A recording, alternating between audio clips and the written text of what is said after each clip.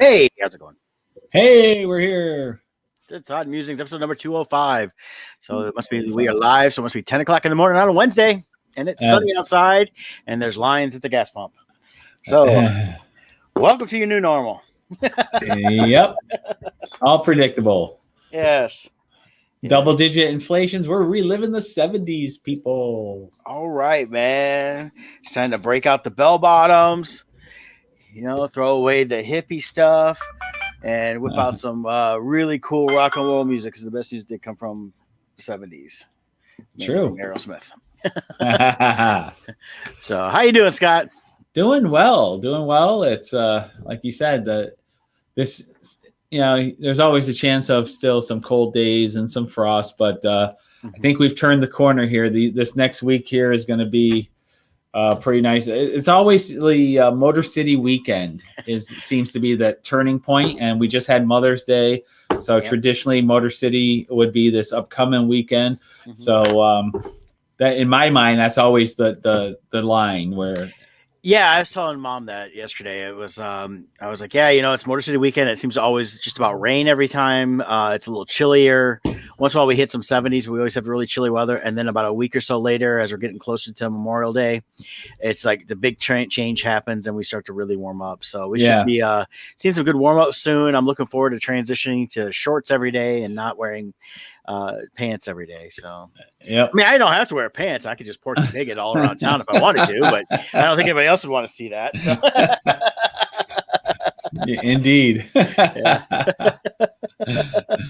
But things are going well over here. I'm 2 weeks past the hernia surgery now. A lot of improvements. Feeling pretty good. I mean, for normal day-to-day activity, it's I'm probably like 98%. But I had my 2-week checkup yesterday. It was interesting. So he said it's really the 6-week mark where you're considered 90% healed.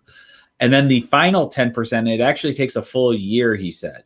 But as far as lifting, running, working out, he said after 6 weeks, it's a go. So I still just, but like normal walking and stuff, he said I can walk as much as I want, that kind of stuff. That's good.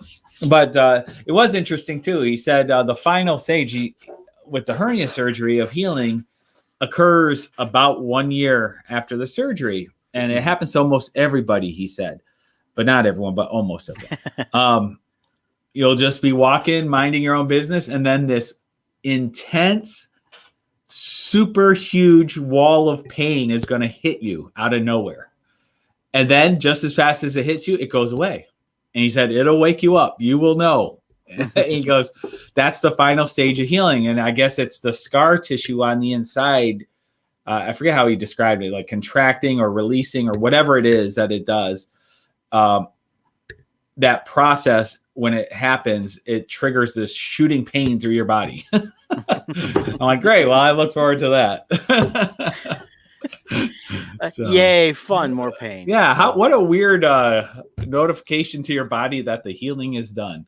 Yeah. It's like the hernia is like one last. Right. But he did say, too, it was fortunate I went and had it because when they, with hernias, they just, they cough and feel, but they don't really know other than the feeling of the bump or whatever, of whether or not there's a hernia. But once they get in is when they actually see it for the first time. And he said it was much larger than he anticipated. And they actually had to use the larger smash for it. And had I not gotten this done, he said I probably would have been in the ER in the next 3 to 5 years with some kind of major issue because it was that bad. So Lord timed it out right for me where my resources and everything all coincided where I was able to get it just at the right time. So that's good. Awesome. So that all worked out for you. And I look forward to hering about in a year when you get basically bitch slapped by your own hernia. I'm gone, bitch. I'll try to time it for on the air. Yeah. We'll see. Yeah, I used the word bitch here a minute ago, and what makes me laugh about this is I watched John Wayne movie The Hellfighters. I had seen it many years ago. I happened to watch it the other night, and it's rated G. Came out in like '67, I think it was rated G, and I think it's Jim Hutton. It's Timothy Hutton's dad stars in it along with John Wayne. And when he first meets John Wayne's character, his daughter, the character's daughter, he basically calls her mom a bitch and says she sounds like a real bitch. I'm going, this is a rated G movie. They could use bitch back in the '60s. Well, there's a lot of things they could use. There's a lot of things we could use just 5 years ago that now everybody's all hypersensitive about. So yeah, it's funny because we look at the ratings and how people have all these ratings because of all these bad things. I'm going, wow, rated G in the '60s was bitch. You could at PG in the Goonies, you could say shit. Yeah.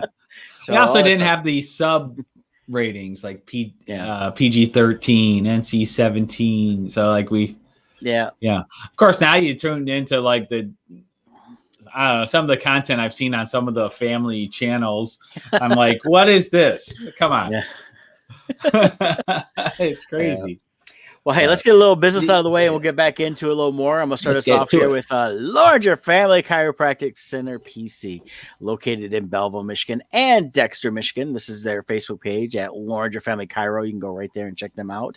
But at Larger Family Chiropractic Center PC, they do take great pride in providing the finest chiropractic care to each and every patient, offering on-site digital x-rays, massage therapy, orthotics by foot levers, long living essential oils, aromatherapy, full line of vitamins, all in a family-oriented environment. You can give them a call. You can click the call now button here on Facebook, or you can go to 734-697-4244.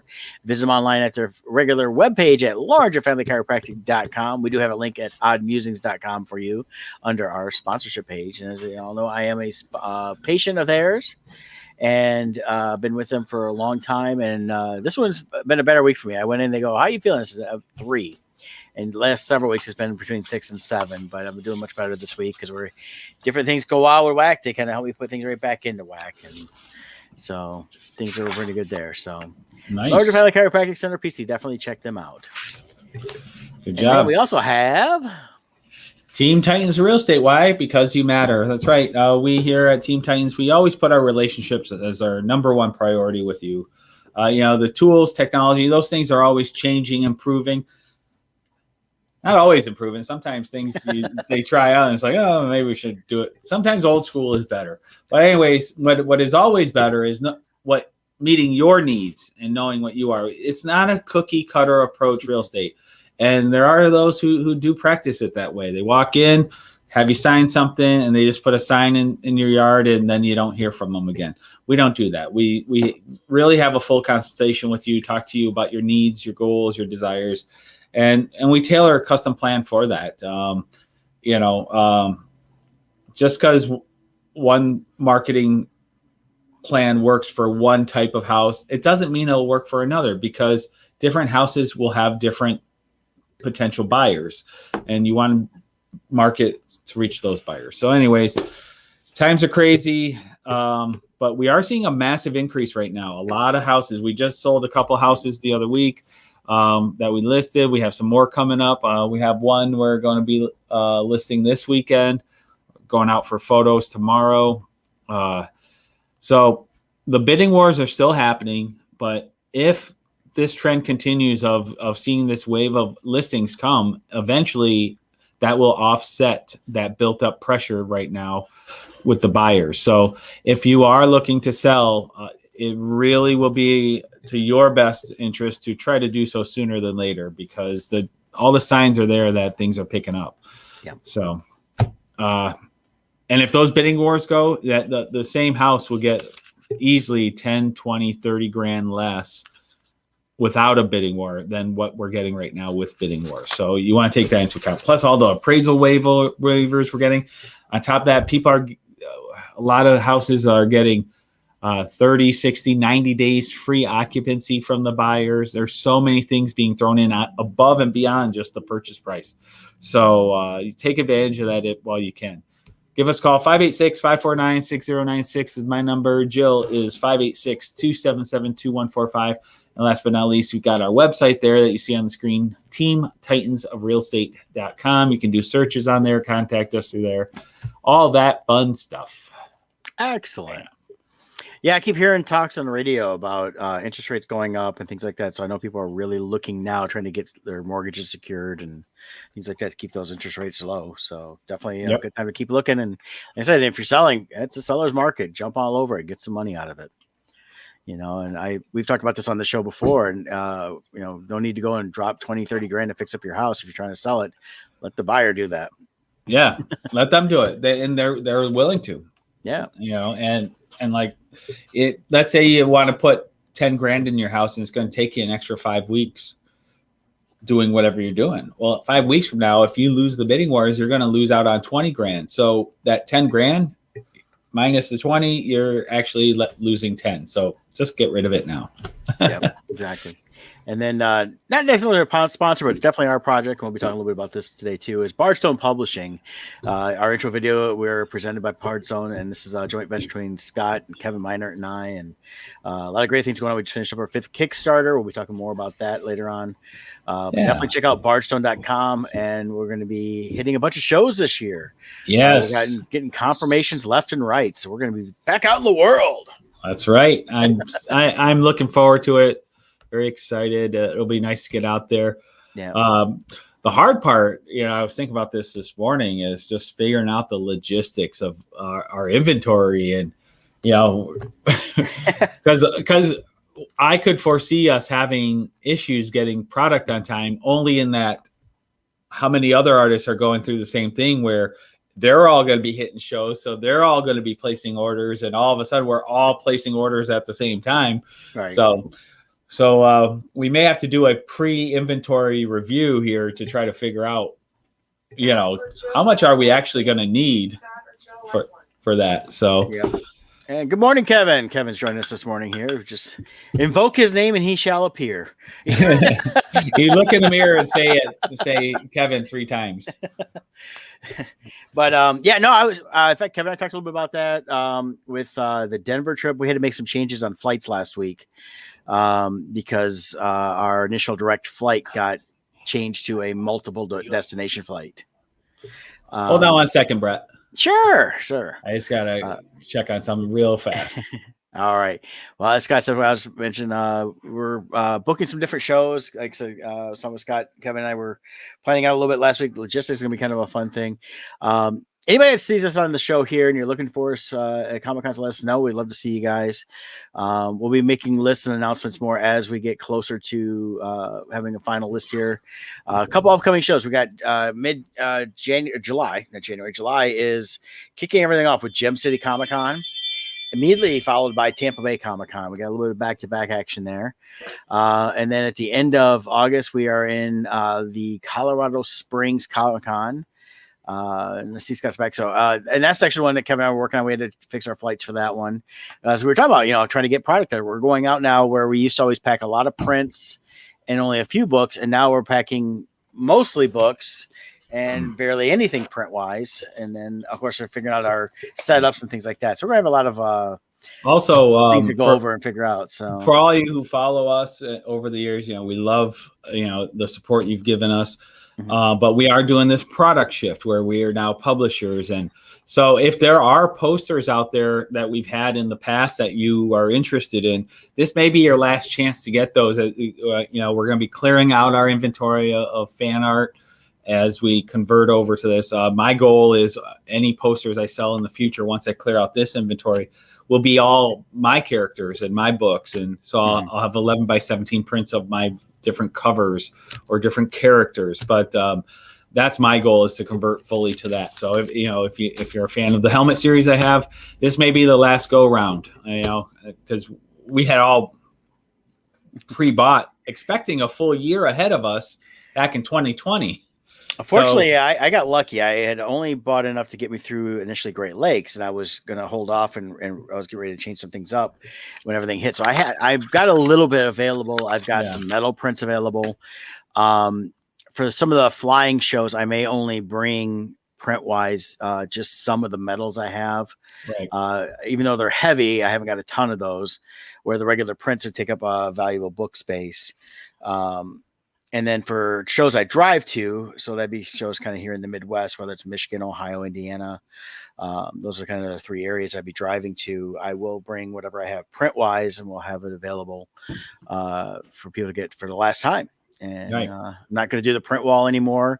The back wall is going to be all promoting Bardstone and all the Boomtown Press books I have, Bardstone books, everything like that. So Kevin has a ton of prints. He's going to be blowing them out at shows. So come on and get some prints. He's got a ton of them. Yeah, he had stacked up a lot more than I had yet. So. We're going to have to plan also I bought a bunch of banners for Bardstone, but we may end up in separate cities or separate times. So we're going to have to coordinate getting more of those so we all have them. Yeah, that was something I figured we'd all talk about because definitely my setup, we've all used light poles the last several years, and I definitely want to get something I can continue to use those with to make it nice and easy to carry with. Yeah. And Scott used to have some really good banners. You remember those banners you had several years ago with your prints on them? I always liked the quality of the fabric. Yeah.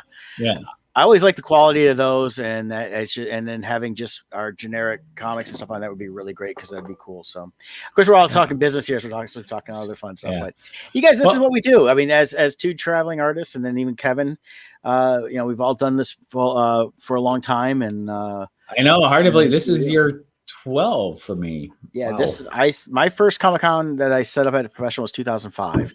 So this is the 16th, going into the 17th year, really, technically. Wow. So.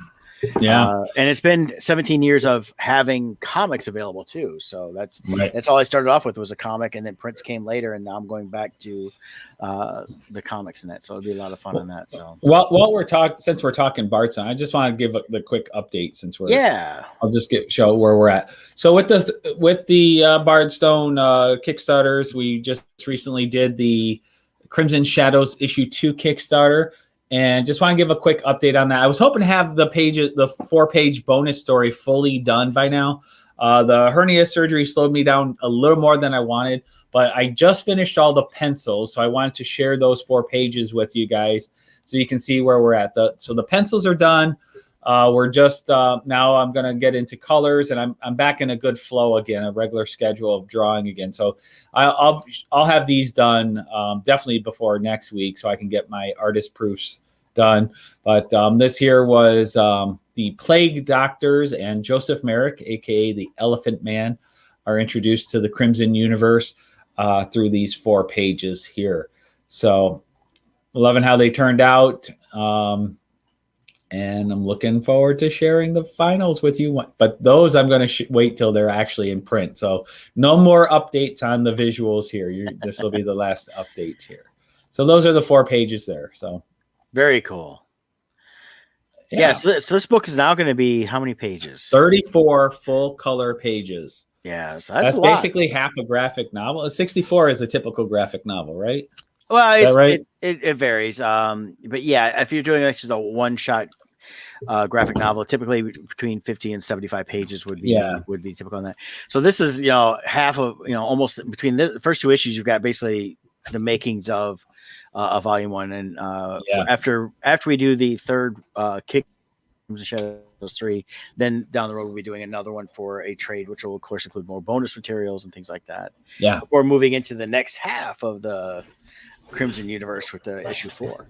Yeah, I'm so excited. I can't wait to. I'm so excited to get started on issue 3. I've got other ideas I want to go, and with your guys' support backing these, so we're rolling these monies back into the company to continue to grow it, and I want to be able to add a stable of artists to this that I can rely on, that I can say, because really right now there's 3 or 4 books I really would like to be working on simultaneously.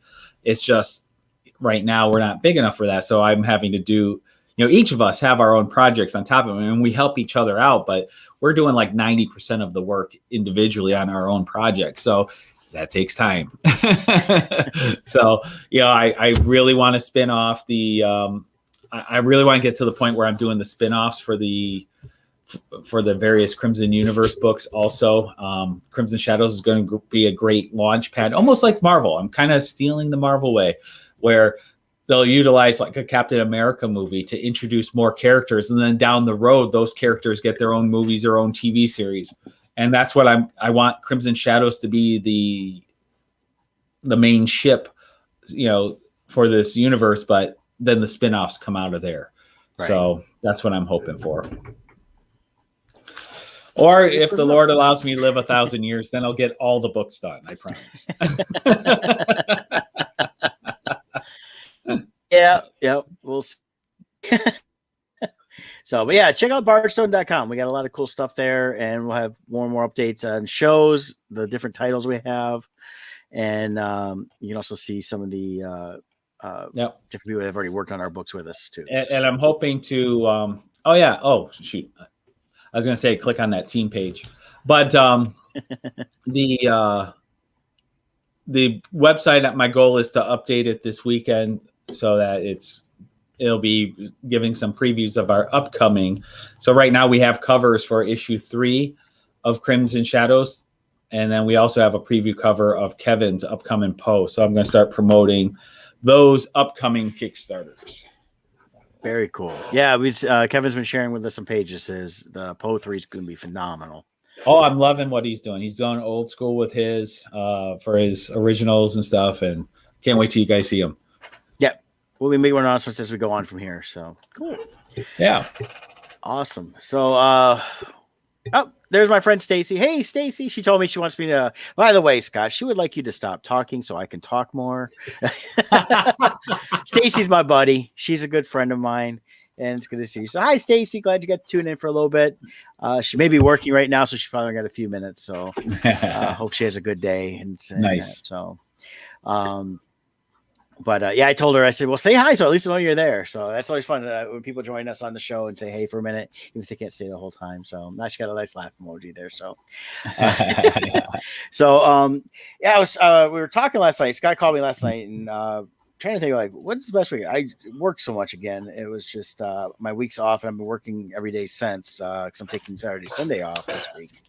Going to a Tiger game for the first time in a few years on Saturday, and looking forward to having a little bit of fun and that. But I was flipping through, and I've been watching a couple of the series that popped up recently on Disney Plus. But they popped up. I don't know if you ever saw the Wander Over Yonder series. It was an animated series that came out for a couple of years. It was definitely not your typical Disney stuff like around like Phineas and Ferb and stuff like that, but it was definitely a kind of a weird little thing about a little guy Wander and his friend, and they were kind of travel through the universe being chased by Lord Hater. So it's kind of I find it a fun cartoon. It came out before Rick and Morty, but there's sometimes I'm watching this now going, wow, there's a little bit of elements of Rick and Morty in there in terms of some of the things they do. Not as adult, but they kind of give a little more adultish hints to things, which is kind of funny in that. So, but just kind of flipping through watching movies. I watched did you see the Michael B. Jordan movie on? No, not yet. Okay. Not yet. Don't get too much into that one. That one, my only spoiler part about it is you have to watch the credits. There is a mid-credit scene. Okay. It comes pretty quick though, but it sets up what they want to set up next thing they may do with this character. So the movie was okay. Michael B. Jordan, I don't really have anything against him. There's times I kind of like him. This time he wasn't bad. I think he could be a good action star. I felt the writing was a little weak. The whole thing was very predictable. That was on Netflix or Prime. It was on Prime. Yep. Yeah, I think Prime's trying to do this whole Tom Clancy universe stuff because this is a Tom Clancy movie. It's separate from the Jack Ryan stuff.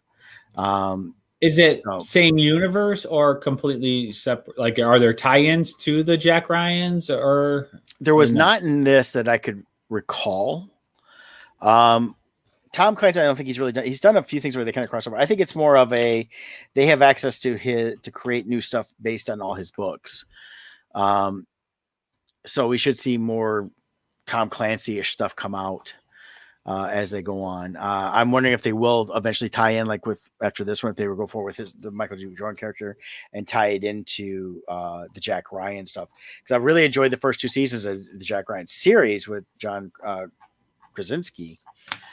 which was fantastic. I'm looking forward to a third one of that. So if they're doing movies and a couple series and things like that, I don't know, maybe they could. And if they're not creating a direct universe of this, it's just, having access to all the material they have, and going back and creating this stuff and updating based on the fact that a lot of the stuff is older material. So they have to change up, sometimes who the bad guy is or how they go about things. It's not all about Cold War stuff. So, right. But definitely check that out. I found that kind of interesting. Nice. So, and then we had the Bad Batch come yeah, out, which I want to show this here. Daniel Logan's been posting. People have been taking pictures of him from Star Wars and of Jango Fett, and adding that female filter over it to turn it into a girl to show what Omega would look like. So they've actually, there's been some good ones actually, but so Daniel Logan's been posting all of these. So who knows? They could cast him to play an older Omega in a live action. Yeah. He always wanted to come back as Boba Fett, but it turns out maybe he's coming back as Omega. You never know. Right.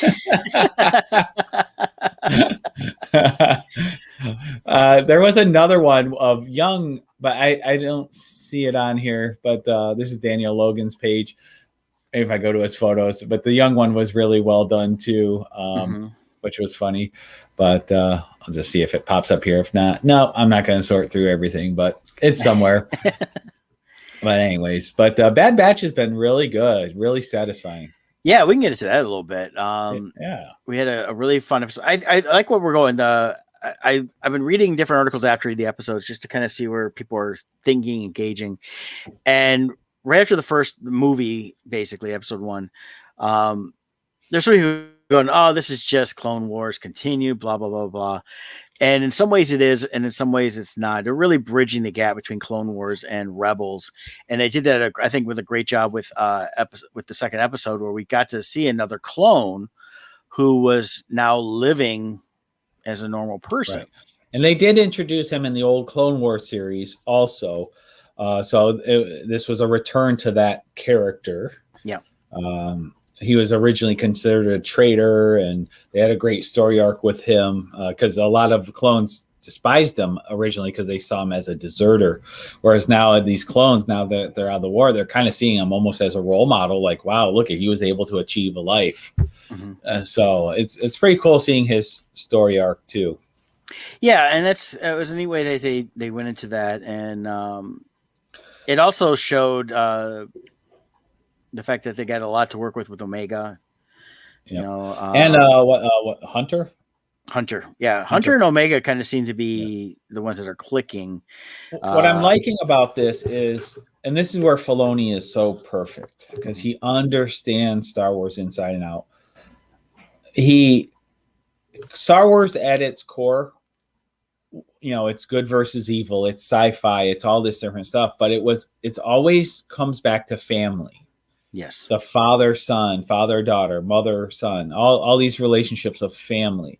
And they're going back to that in this. You're seeing how Hunter is kind of becoming the father figure, and Omega is kind of the child, and how this bond is forming. So I like that, how Filoni constantly takes us back to the roots of Star Wars.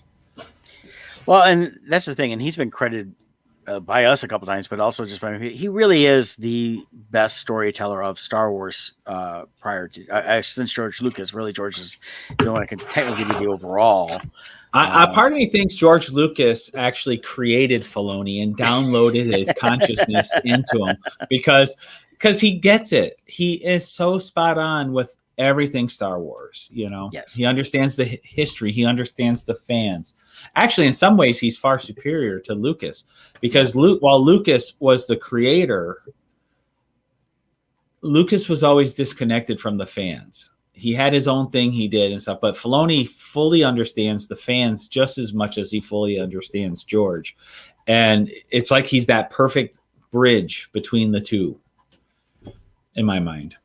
Yeah, I agree.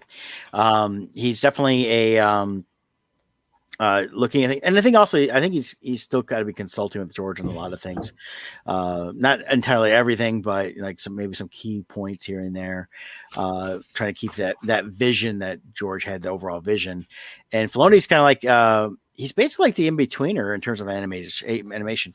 You got George Lucas created all the little key shots, and then here comes Filoni, and he's doing all the in-between animation. He's filling it all in, giving us the detail, giving us some story, giving us side stories, backstories you may not have think you needed or wanted, but they do help embrace and inform a bigger overall picture. And that's where, in a way, he's better than George, is that Lucas was never a fan of Star Wars. It was his creation. It was his baby. Mm-hmm. But Filoni grew up with Star Wars and grew up as a fan. As we've mentioned before, he was building creating his own Jedi outfit when he got called by Lucasfilm. And, he was a hardcore fan. So he knows those nuanced things. Like if you ask George, hey, what's the origin story of such and such character and what was the meaning here, he would have a blank look and be like, I have no idea what you're talking about. It's funny, like half the times, like he'll mispronounce names and species. It's like, wait, how is this? But it's because he's creating a much larger thing. Right. And he's not the nuance he's hired out to all these other amazing people. Well, Filoni, that was his daily diet of geekdom. He consumed Star Wars. So now that he's expanding this universe, he knows those little details that us fans love because he loved them himself. So I just love it. So satisfying.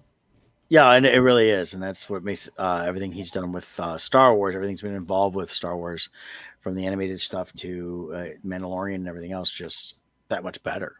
So, indeed. We'll look forward to the next episode. Yeah. Yeah. Do you know how many episodes Bad Batch is? 14. And that includes the movie. Okay. So it's technically you had the episode 1 is technically a movie. I would say it's like a movie, and then there's 13 more episodes, but they're calling it episode 1 in all the listings I've seen. So nice. So it's supposed to take us through the end of July. So nice. Which is gonna be interesting. We're gonna have that launching on Fridays, starting in mid-June. We'll have Loki. So they'll both be dropping the same day and Fridays through the summer. So we got some good summer watching coming up. So definitely. I was going to go through the Star Wars Declassified for the episode, and I like the number one thing, and actually one thing I found very interesting is Omega gets off the ship and picks up dirt. It's like, what is this? And they're like, that's dirt, because coming from a planet of water that was ultra clean, basically, and she lived in a super clean environment. Yeah, she lived in a metal environment because those waters it's not like she could even go out swimming or something because it's like constant storm with intensely dangerous, huge creatures living in the ocean. So you're always inside in this pristine, sterile type environment, Mm-hmm. I would argue, though, she would probably die almost instantly because her immune system would have no defense against any form of bacteria. Well, you'd think that, but then that would be the same thing for all the clones because all the clones were raised in that same environment. Oh, I wanted to bring up, too, an interesting point they brought up, which is actually terrifying. Mm-hmm. The changeover of imperial currency. And they covered that, and how they had branch codes in there so they could track every citizen and what they did. That's what we're doing now. This is a switch over to crypto. They're phasing out real currency to this branch chain technology, and every single token they will be able to track the history of that token and who owned it and where it was spent. And they're even in the show, they're like, oh, this is a great way to keep a database on everybody. It's like, oh my God, wait a minute. This is what's happening now. Palpatine has taken over the earth. We just don't know it yet. Yeah. Well, and they've talked about that before, but even with the you needed the ID codes and things like that to fly and different things like that. So it's definitely is tracking every little thing and everything they do. So actually, that would be a good segue to one of those other movies we watched this last week. Yeah, about computers taking over the world. Yeah, Mitchell's versus the Machines. That was really good. I really liked it. Yeah, I enjoyed it, and I saw people posting it, they really liked it, so I watched it the other week, and I really enjoyed it. I was surprised how much I enjoyed it too. It was I love the animation style. It felt more like a an animated graphic novel that you see done for kids at times too, because different things coming up on the screen, different words. Um, and then I like the whole storytelling. How they dropped you in at first to say, "Here's what's going on," and then the next step was, "Let's take you back to how it all started." Mm-hmm. And those are the Mitchells there Yeah, in the screen. So they're humanity's last hope. I thought it was very well done. Me personally, the first 2/3 of the movie, I give an A+.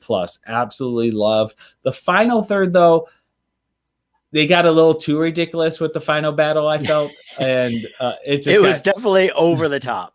Yeah, it was crazy. And then the ending, it ended up being like the final Lord of the Rings, where you think it's done and there's like 20 minutes more Yeah. of ending. I didn't think that was needed, but I still I'll give this movie a strong A overall. Definitely worth watching. We watched this with Jill's girls. They really enjoyed it a lot. I think they made a good use of modern working in modern like memes and YouTube videos into Yeah, it. you get a lot of that in there, and then the whole technology thing that they've talked about, between kind of mixing a little Terminator with just current technology of iPhones versus everybody having to have the latest greatest whatever device that controls and does everything for you. And They had some great names doing the voices. But at the core, it was a family movie. Kind of like what we were talking about with Star Wars. At the core, this was about the strength of family. It's nice to see that on TV now, because usually it's not about that. So it was good to see that. I will be carrying a number 3 Robertson head screwdriver everywhere I go now. yeah. What kind of maniac would carry that on him? He's like, You have to watch the show to see what that's about. Yeah, it'll make more sense. It's definitely, it's one of those things that they kind of telegraph early on, so it's going to come into play later on when they're making a big deal about certain things and that. But yeah, I mean, he had like Danny McBride played the dad, Rick Mitchell. Maya Rudolph was the mom, Linda. I really didn't know Abby Jacobson or Michael Riando played the children. Right. What I like though is they had Blake Griffin. He played one of the robots. Yeah, and he's a basketball player, so he must know somebody. But then they brought in like Conan O'Brien was Black on 5000. And Olivia, what's her name? Olivia Colman played Pal. Colman. Yeah. She's in The Crown. So for those who watch The Crown, she plays the older version of Queen Elizabeth in the last 2 seasons there. So yeah, and then you've got Chrissy Teigen and John Legend. They played like the parents of the child. They're supposed to be like the perfect parents, and everything else. And that's what I loved about this is it wasn't the perfect people that saved the world. It was the family that everybody kind of considers a little bit weird and a mess and everything else that actually came together better than everyone else. And then it even gets commented at one point by the perfect parents, the Posies, yep. Which I think it's funny. They call the Posies like almost poser. So right. Also had a great message in there. I think once again, a lot of younger people will be watching this. I think I like the teenagers in general, and it's a selfish time of your life. Usually you think you know everything, you're into what you're doing, everything's about trying to go off on your own. And it's easy for that when you're in that age to completely disregard or underappreciate what your parents have done for you. And I do like they address that in here also, and show a resolution to that as well. So I thought that was also a good message in there. Yeah, there's a couple of good ones. There's also a message of what parents sometimes sacrifice for the kids, and the kids don't know. Right. The dad gave up his dreams, and right. and he didn't give them up entirely, but he gave up some dreams, and you see what that is as it goes on, how it really makes sense. And then also the fact that when their oldest is getting ready to leave and go to college, and she wants to go away there. Oh, by the way, they don't really get too much into it, but the Mitchells are based in Michigan because they do hint that a couple times. So of course, Michigan family has to save the day again. Mm-hmm. But she wants to go away to film school. She wants to go to LA and California, and she's trying to find. She's kind of a little bit of a weirdo in school, and she's trying to find her people, and that's part of the journey too. And this is finding who your people really are. Yep. So, and it was a really interesting way around everything, and I liked it, and it shows the fact that a lot of times parents have their own dreams and desires like that, and they do sacrifice stuff for kids, but at the same time, the kids have completely different dreams. They don't necessarily want to do the same things the parents did. Right. And we see that a lot in different movies. I always show that, with like if the dad or mom has a business and they expect the kid to take over and the kid doesn't want to take over. I mean, that's a common theme, but it's also like that in the real world. Not every kid wants to take over the family business. So, yep. Indeed. So definitely check out Mitchell's versus the Machines. It's up on the Netflix. And I wouldn't be surprised if we don't see that revisited down the road at some point, because it seems to be getting some pretty good traction. Yeah, I could definitely see this turning into something where, like, some other threat, maybe aliens or who knows what, some other threat develops. Last thing, pay attention to the dog in this. Yeah. The dog is awesome. Yeah, the dog is really the star. Yeah. So definitely worth a watch. I could even see watching this multiple times. If you have kids who like watching things multiple times, this one would be fun to watch multiple times, I think. So. Oh yeah, I'll definitely be revisiting this one probably a couple times here and there, because I enjoyed the whole thing. It was fun. Yeah, and all that. Another one I watched, I didn't talk to you about. I don't know if you had a chance to see it. It's on HBO Max. It came out this past week. It's Greenland with Gerard Butler. Oh, I like Gerard Butler. Yeah, and it's also got Marina Baccarin from Firefly.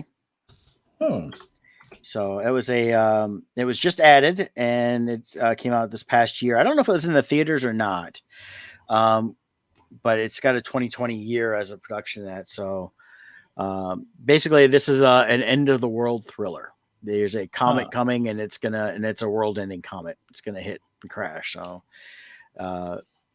So it's kind of it was fun to watch once. I don't know if I'll revisit it again. I thought it was better than the movie 2012, which came out. Okay, so it's like that genre, though. Yeah. It's like, it's in that same vein and stuff like that. You can kind of tell, they basically telegraph very quickly what's going to happen in terms of the problem they're going to have as they set up the situation. So, and it was okay. It was interesting. It was like I said, it was a fun disaster movie to watch. Good to watch at home. Yep. Not worth going to the theater. No, and I don't think it's in the theaters at all. No, but if it was, if it was, it'd have been okay. But it wasn't anything where I was like edge of my seat. I just kind of watched like, oh, this is fun. There's things I liked, some things I didn't like. And I don't want to get too much into it, but it was just I'd give it a probably good, it's like a good B, B rating on it. Yeah. Not perfect, not horrible either. But I like Gerard Butler. I've been a fan of his for many years. I think he's a good actor. I definitely like Marina Baccarin. I liked her from Firefly all the way through Gotham, Deadpool, things like that. She's a great actress in my opinion. And that so I need King Leonidas resurrected. I want Gerard Butler back as King Leonidas in 300. He was awesome. I don't think he has the physique for that anymore. But it's okay. You just make it a wintertime story so he has more clothing on. Yeah, they need to do they need to do the 300 Ragnarok, and then and then actually the 300 Endgame, and then we can have the fat Thor. We'll have fat Leonidas. Well, he's still in good shape. He's still in good shape. Yeah. He's not 300 shape, but no, he's still in good shape. It's the other one though, who definitely couldn't, I don't think, pull it off, is Russell Crowe from Gladiator. No, he's definitely not, because that would have been a good crossover. Get Gladiator versus King Leonidas. That would be like one of the all-time epic showdowns. But yeah. That's Yeah. funny. So Greenland. All right. Yeah, so definitely I'll check out keep Greenland. do that. I thought, like I said, I thought it was fine. It wasn't great, but it was just fine. So, um, and you were mentioning, I haven't had a chance to watch it. That Jupiter's Legacy, I guess, came Oh, out. I haven't watched it yet. I want to watch that one. It looks good. I've read a couple of people online who've seen it, and one person was like they were just planning on watching like one episode at a time or whatever, and they ended up watching it all in one sitting. So it's good when that happens. Yeah, so I'll definitely check that So out. Maybe I'll start that today and take a look at that. yeah, Another one I wanted to it's mention another real quick. superhero. Yeah, another one I want to mention I watched the other week and I hadn't talked about it was Concrete Cowboy. It's on Netflix, and that's a brand new movie with Idris Elba, and then and I don't know the actor's name, but the black kid from Stranger Things. He Caleb stars. McLaughlin. Yes, he stars with. The movie is based on an actual facts about Philadelphia, about urban African Americans that have horses, and in fact, we learn at the end is a couple of the characters that you've seen throughout the whole movie are actual real people that live in those neighborhoods. I found it very interesting, and it's dealing with the kids in Detroit with his mom. He's getting in trouble, so she basically throws him in the car with all his stuff and drives him to Philly where his dad lives, and just drops him off. And so he's kind of learned to, understand who he is a little bit. He's different rules. His father's a lot harsher, and they kind of how he deals with do you want to live the kind of life where you're on the street and gang banging and things like that, or do you want to move on? So yeah, I liked it. Here's the description on the screen here. Sent to live with his estranged father for the summer, a rebellious teen finds kinship in a tight-knit Philadelphia community of black cowboys. Mm-hmm. So there you go. So like I said, and they had some of the actual people that actually starred in it with them, and then it's so it's all based on actual fact and everything. So kind of an interesting story. And so it's a true story, or is it a fiction story in a real setting? It's a fictional story in a real setting. Okay. And really the whole premise, I think, of the movie was to bring to light the fact that there's these real people in these urban settings that have the horses and they've had them for not just recent, but it's been many, many decades. So as the city has grown, and kind of grown up with them in part of it. So definitely check it out. My question is, is one a cowboy when one has no cows? Yes. Don't you need cows to be a cowboy? No. Just a horse. Just a horse. You should be a horse boy then. Because cowboy became the generic term. Right. Kind of like how we all say, "Oh, give me some Kleenex," and you're just grabbing, Kmart brand tissue. Right. So that's it always is funny to me how the word cowboy is considered like something really cool, but the cows aren't considered like this overly mean animal. Like it's like, wow, you control cows. Well, I mean, it comes from, of course, like cattle. Oh, I know. Like it's just always and then funny the term just kind of became that. So definitely check it out. I highly recommend that one too. So awesome, cool. Yeah. There was something else we had talked about that we both saw, I thought. Oh, Invincible. Oh, yes. I've talked a little bit about that. So, yeah, you finally got a chance to see the final episode. Yes, it was great. I really enjoyed it. Look forward to see where this goes. So you read the comics. Yes. Are you like how much of this season would you say is in the comics? Like, did they like go through the whole run, and in the next season, like you have no idea what's going to happen? Or this is maybe the first 20 to 30 issues. And how far did they go? 150. Oh, so they have a lot of content left. Yeah. Oh, nice. Yeah. No, they're just getting started. There's a lot more to go on. I'm really excited for this because, again, they're following the comic pretty good, bringing it to life. There's probably a few things they left out here and there. I haven't read the initial comic in over 15 years. I need to go look and see what I've got. I think I've got a couple of the hardcovers that collect the first volumes. I want to make sure I get I want to start getting the rest of them again and go back. So it's one of the ones I wanted to have anyways. This gives me a good excuse to go and start picking them up and reading them again as we're going forward. Nice.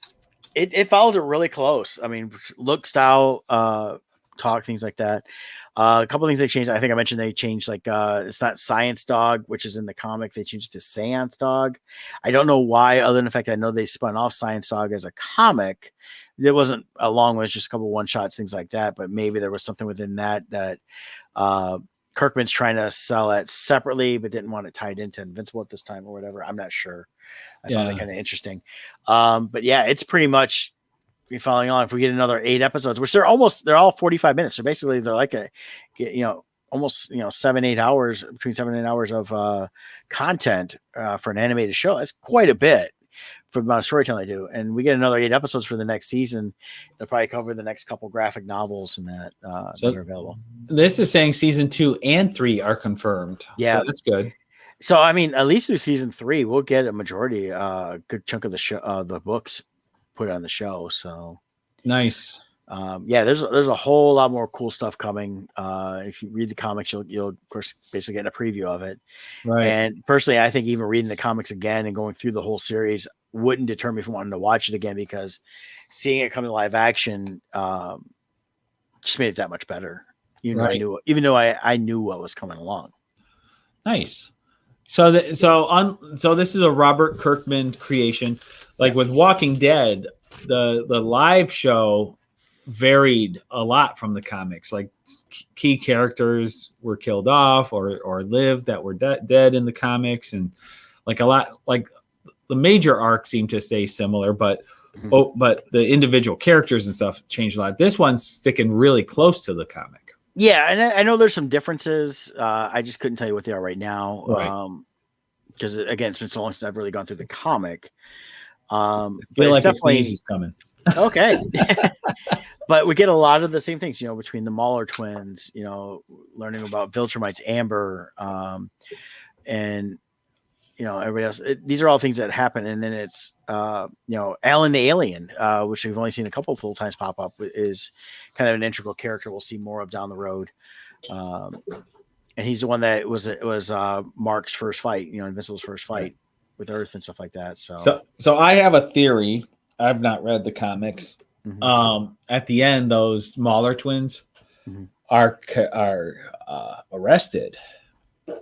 Well, with Invincible being so bloody at the end, I have a feeling they're going to secretly clone an army of these guys, of Viltrumites, to try to go after Omega Man. No? I'm not even close. That's what I thought they were going. No. The problem is, it's like they showed them in this. They have some of the Viltrumite blood, stuff like that. It's the Viltrumite. It's something they couldn't. They would have too much trouble trying to actually fully replicate. So, but we've got we'll see more of Mark as he becomes more of the Earth superhero, along with the Guardians of the World and all that. There's a lot more cool stuff that definitely we'll see come down the road. So definitely looking forward to it, and it's a well done show. It really is. Yeah. And then another one I started watching the other day. They've got the first 5 episodes up on HBO Max. Is the Lois Superman show? Yes, I like it. I gotta watch. I think I'm on episode 3. I'm on episode 4. I stopped it halfway through. I gotta go back and rewatch that. Because actually I fell asleep halfway through, I should say, and then I had to go back and rewatch it. And then I'll watch episode 5, and then I'll have to check the CW app to see if there's any more. I know there was a delay because of COVID in terms of some episodes being released. I have to say, I like the guy playing Superman, and the girl playing Lois. The kid, the aspect I like this aspect of, okay, we've just taken them big jump into the future, married, teenage kids. So it's, it goes way past a lot of stuff they've ever dealt with in the film and that stuff. I am just amazed at how well they're doing the scenes with Superman, though. Yes. This has got to be one of the best produced CW shows out there right now. The storyline's really good. And I think they're going back to how the original Arrowverse, they made it good, whereas then they kind of went astray as it went on and tried to make it more of a platform for things, whereas this is just good it's a superhero story. It's good writing. You've got the family aspect. What I like too is we're seeing a Superman that is the traditional Superman. When he's Clark Kent, he's the bumbling Clark Kent. He really knows how to play the I'm a weakling type thing. And then Emmanuel Shiriki is playing Lana. So we've got that history back there because they're back in Smallville. So in some ways, this is almost not completely though, because it's definitely their stories. It feels, like it could have been almost like a sequel to the show Smallville. But where they're coming back full circle, it's definitely not, because there's a lot of differences in terms of certain characters and things that happen, which I'm glad, because the only problem I had with the original Smallville was they dealing too much with everybody getting powers because of the kryptonite and different stuff. So this has gone back to more traditional Superman storytelling, which I like that they're doing that, and it's completely separate from anything on the movies and that too. Yeah, and by doing a time jump forward, they don't have to worry about interacting with the current Arrowverse. Right, and it's not probably in the same realm as them anyways, because we've already learned there's a character chasing Superman, and he appears to be from a different Earth anyway. So the multiple Earth thing is still there. So I have a feeling they'll use him for crossovers if they want to with the other stuff. And then I won't get into this one too much, but I have been watching Mayor of Eastwood on HBO Max, and I've been enjoying that one too. Yeah, actually, now that you mentioned about the multiverse, so going back to the Supergirl series, Supergirl was taking place on a different Earth than the Arrowverse. Yeah, they had it in a separate Earth, and that Superman that we're watching now is in the Supergirl universe. So yes, technically that's a different Earth than the Arrowverse that we know. Right. So they also don't have to worry about the tie-ins there unless they do a crossover event. Right, which I think they're getting away from, because Supergirl's ending this year.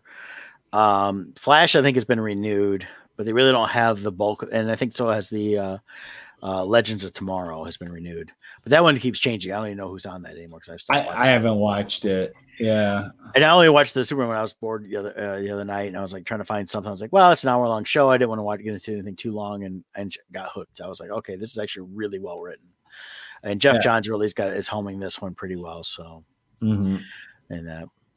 but a lot of good stuff out there. Got a lot more stuff coming in this summer. Got some more Kickstarters from Bardstone, so definitely check out that from us. Did you mention this? Yeah, that's what I just said. Mayor of Eastwood. I am watching that one. Really good. I definitely like that one. Oh gosh, also I'm blanking on her name. Actress from Titanic. Kate Winslet. Yes, she stars in it. It's set in Pennsylvania. She's got a pretty good Pennsylvanian accent going on. It's set in a town. Oh, here it is. Mayor of Easttown. Yeah. Let me share Easttown. Yeah, not Eastwood. Easttown. Yeah. I'll share it just so people can see it. This is from the HBO site. Yeah, you can watch it on HBO as well as HBO Max. So new episodes every week. I think this is the. She looks so different. Oh yeah, they've got her. A lot of this is more, I think, design than just her, and it fits for the character. And it's definitely an interesting take. It reminds me of the AMC series, The Killing, in terms of tone and look, stuff like that. And I like the first season of The Killing. And you got Guy Pearce, Evan Peters, Gene Smart, Julian Nicholson. So yeah, you got some good people there. Yeah, it's a good cast all the way around. In fact, the guy who plays her ex-husband, I've been seeing him pop up in a couple things here recently. So he's been getting around different shows. I highly recommend that one. That one's a good one. And then I've been watching The Nevers on HBO as well. That one I'm kind of still not sure about entirely. I haven't started that one. I'm watching that Shadow and Bone on Netflix, which I like. I'm enjoying. It's weird. I'm enjoying the episodes, but usually when you enjoy episodes, like an hour-long episode feels like 40 minutes. Like you're like, oh my god, it's already done. This one, it's slow paced, so like an hour episode feels every bit of an hour. It's not fast paced, but I'm enjoying it still. Yeah, I have to get back. I watched the first episode and I liked it, and I just got to get into the second episode. It's definitely. It's like you watch one episode, at least for me, and then I'm done for at least the next night. It's not the kind of thing I'm going to binge watch, but I'm really enjoying it. It's a very, I feels like I'm going to call it a very dense show. Yeah, you want to pay attention. Yeah. So definitely you don't want to just zip through them and stuff like that. So Yeah. Well, hey, join us next week. We'll have some more fun stuff to talk about. And I don't know, we'll probably cover some more Bad Batch, see what else comes out. And I'll let you know how my trip to the ballpark was. That's right. Awesome. So till Take care. then, we'll see you guys.